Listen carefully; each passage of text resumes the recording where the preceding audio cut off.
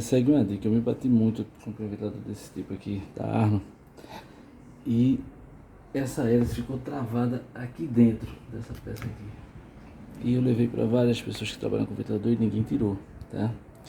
A dica é simples. Uma chavezinha pequena, você tira aqui, ó, essas travinhas aqui, ó, vira ela, força ela aqui por dentro. Aqui, vamos ver se vai focar. Aqui, força ela aqui por dentro e vira ela para ela abrir do jeito que está aberta essa aqui, as quatro.